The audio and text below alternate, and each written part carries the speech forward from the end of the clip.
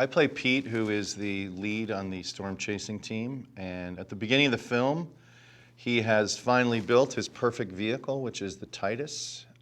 He spent 10 years perfecting it. And this is the season that he's going to be able to get inside the tornado, put down his grappling hooks, and shoot what no one's ever shot, which is the eye of the tornado.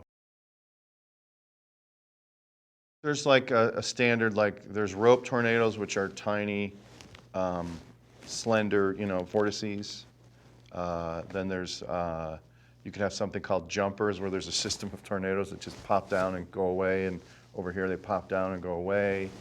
There's, an EF5 tornado on the Fujita scale would be like winds of 200 miles or over. That's the max, and then you have, the scales, EF1, 2, 3, 4. They're graded as such. What other kinds of, the coloring of tornadoes is just specific to the soil that are that are being pulled into the vortices.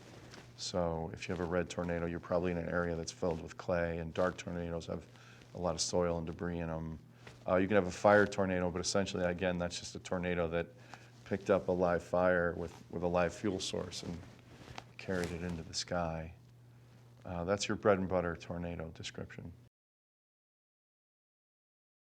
Titus has 24 cameras on it. It's about 12,000 pounds.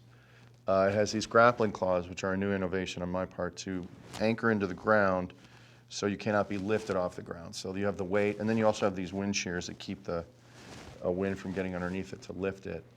So it was this season, more than any, I wanted to get that vehicle inside a tornado and have it pass over us. There's also a turret system, so you can get inside the turret and buckle in, and you can go 360, so you're not like craning in it. And then there's Lexan windows, a gyroscopic camera in the front. The windows are bulletproof. All the glass is bulletproof, essentially. There's a mini weather system on the back, so if we ever get separated from our weather van, but the weather van generally gives us all our data through our little computers in the Titus itself. But we have a mini weather system on it, and and it's half-inch steel plating, so there's nothing really going to get through it. It has a monster engine and four-wheel drive, so we can go anywhere. Gary's very handsome and intimidating British fellow, Richard Armitage. Also very lovely, and also very talented and very serious about the work.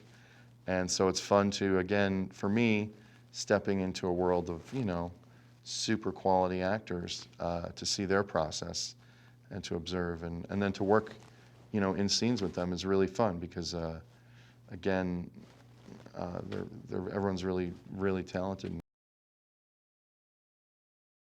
Steve has the unfortunate task of wrangling in 60% of what this film is going to be after we shoot it. And there's a lot of there's literally 3/10 of people who come out after every take to whisper in his ear, like, this light's not good, or the tornado's got to travel this way, and those things look fake. So there's a lot of technical decisions that make before we even get to the acting or the intention of the performers. And Steve's background, I'm sure allows it. I have complete faith that he's a technical genius, and because he worked on Titanic and Avatar, and those are incredible films, and Final Destination. I have complete faith that he will elevate the movie 100 times better than what we've given him as actors.